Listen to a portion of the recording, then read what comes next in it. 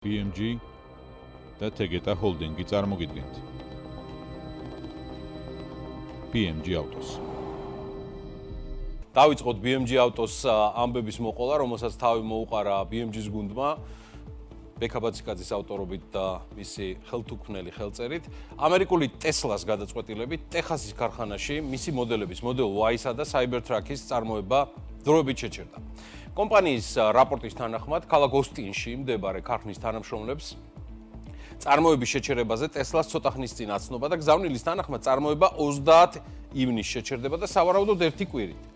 ეს კომპანიის წარმოების ხაზებზე ტექნიკური მომსახურების ჩატარებისა და წარმოების ზრდის ტემპის გაუმჯობესების საშუალებას მისცემს და მიუხედავად ესეთი აბსოლუტურად უმტკივნეულო მე ვიტყოდი, აპრობირებული გადაწყვეტილებისა, მან ბაზარზე იმდენად იმოქმედა, რომ Tesla-ს აქციების ღირებულებამ მყიციერად 4% დაეცა. Model Y-ს ცოტა ხნის წინ განახლდა ისედაც და შესაძლოა კომპანია სულს დარწმუნდეს, არის თუ არა მზად წარმოების გასაზრდელად, მაგრამ აი Cybertruck-ის შემთხვევაში Tesla-ს ელექტროპიკაპის გეგმები ალბათ ისეთი ამბიციური აღარაა, როგორც წარსულში. თუ გავითვალისწინებთ, რომ ამერიკულმა კომპანიამ მის მიერ დასახულ თითქმის ვერცერთ გეგმას Cybertruck-ის მიმართულებით ვერ მიაღწია. ამერიკულმა ავტომწარმოებელმა Ford Motors-მა შეერთებულ შტატებში 197,422 ერთეული Mustang Mach-E ელექტრომობილი უკან გამოიწვია უკანა კარის ჩაკეტვის პოტენციური საფრთხის გამო. შეერთებული შტატების ეროვნული უსაფრთხოების ადმინისტრაციის ცნობით, პროგრამული ხარვეზის შემთხვევაში ავტომობილის დაბალი ძაბვის პირობებში ელექტრონული კარის საკეტები ჩაკეტილად რჩება, მას შემდეგ რაც მძღოლი წინა კარს დახურავს, რამაც შესაძლოა მგზავრი, მათ შორის ბავშვი უკანა სავარძელზე ჩაკეტოს. უსაფრთხოების სააგენტო აცხადებს, რომ პრობლემამ შესაძლოა სერიოზული დაზიანებები გამოიწვიოს, განსაკუთრებით ცხელი ამინდის პირობებში. ავტომობილების კიდევ ერთი მასშტაბური გაწევა ეხება იაპონურ ავტომწარმოებელ Honda-ს. შეერთებული შტატების ბაზარზე გაწევას დაექვემდებარება 259,000-ზე მეტი ავტომობილი, რომელსაც მუხრუჭის სატერფულის პოტენციური დეფექტი აქვს. რამაც შესაძლოა მძღოლს მანქანის შეჩერება შენელებაში ხელი შეუშალოს და შესაბამისად გაზარდოს ავარიის რისკი. შეერთებული შტატების ეროვნული გზების მოძრაობის უსაფრთხოების ადმინისტრაციის მიერ გამოქვეყნებული დოკუმენტაციის თანახმად გაწევა შეეხება 2023-25 წლების Honda Pilot-ის, ასევე Acura-ს ბრენდის პრემიალურ მოდელებს.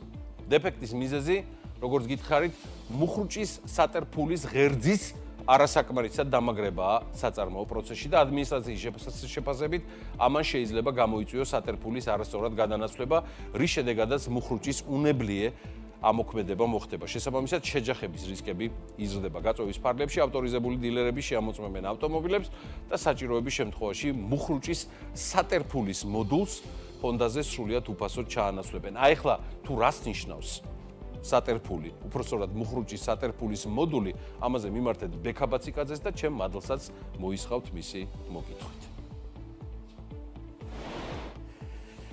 Nissan-მა ოფიციალურად წარადგინა სრულიად ახალი მესამე თაობის ლიფი, რომელიც ბაზარზე 2026 წელს გამოჩნდება და მთავარი სიახლე არის ის, რომ ის ჰეჯბექის ნაცვლად ელექტრო-კროსოვერის სახით ბრუნდება. მოდელის სერიული წარმოება Nissan-მა 15 წლის წინ დაიწყო. ის საკმაოდ პოპულარული მოდელი იყო და მე მგონი რჩება კიდეც საქართველოში და მთელი ამ ხნის განმავლობაში ის ყველაზე გაყიდვადი ელექტრო ჰეჯბექი გახდა. თუმცა ბოლო წლებში მაინც ის ძველი დიზაინისა და მოძველებული დატენვის სისტემის გამო ინტერესს ბოლომდე ვეღარ ინარჩუნებდა. რა შეიცვალა მესამე თაობის ლიფში?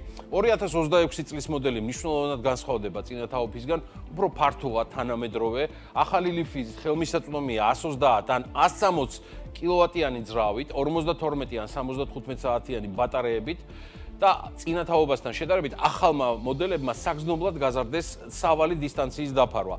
უმაღლესი დისტანცია ერთდატენვაზე დაახლოებით 488 კილომეტრს ფარავს. რაც შეეხება ინტერიერს, მაღალი თრიმის ვერსიებს აქვს 14,3%-იანი სენსორული დუიმიანი სენსორული ეკრანი, ჩაშენებული Google-ის ფუნქციებით და უფრო ხელმისაწვდომ ვერსიებში კი ორმაგი 12,3%-იანი დუიმიანი ეკრანია, Apple CarPlay, Android Auto მხარდაჭერით. მოკლედ, ავტომობილი აღჭურვილია ცხადია პანორამული გადამუქებადი სახურავით, რაც სეგმენტში სიახლეა და ახალი Nissan Leaf-ი ბაზარზე უკვე გაისად. 2026 წელს გამოჩნდება. არ მკითხოთ ამის თაობაზე, არ მოიწეროთ, ჯერ ოფიციალურად ფასები Nissan Leaf-ისა ცნობილი არ არის. ხო, რუსეთის მთავრობამ კი ოფიციალურად დაადასტურა, რომ რუსულ Tesla-დ მონათლული ელექტრომობილის პროექტი i-Neva გაჩერდა. ამის შესახებ დენის მანტუროვმა, ის რუსეთის პირველი ვიცე-პრემიერია მთავრობისა და სამრეწველო პოლიტიკის კურატორი განაცხადა სანქტ-პეტერბურგის საერთაშორისო ეკონომიკურ ფორუმზე. მანტუროვის თქმით, პროექტი ინდუსტრიულ გიგანტს Almaz Antey-ს ეკუთვნოდა, თუმცა კომპანიის გადატვირთულობის გამო დეველოპმენტი დროებით გაჩერდა. უცნობია გაგრძელდება თუ არა ელექტრომობილის განვითარება რუსეთში მომავალში და როდის შეიძლება გაგრძელდეს სამუშაო პროცესი. i-Neva-ზე მუშაობა ოფიციალურად ჯერ კიდევ მარტში შეჩერდა, მაშინ დასახელდა ორი ძირითადი მიზეზი: სახელმწიფო ფინანსური მხარდაჭერის არარსებობა, ეს ნიშნავს, რომ ფული არ არის და Almaz Antey-ს გადატვირთვა სამხედრო პროექტებით. ეს ნიშნავს, რომ მთელი რუსეთის სამრეწველობა არის გადართული სამხედრო, ანუ ომის მოდელზე.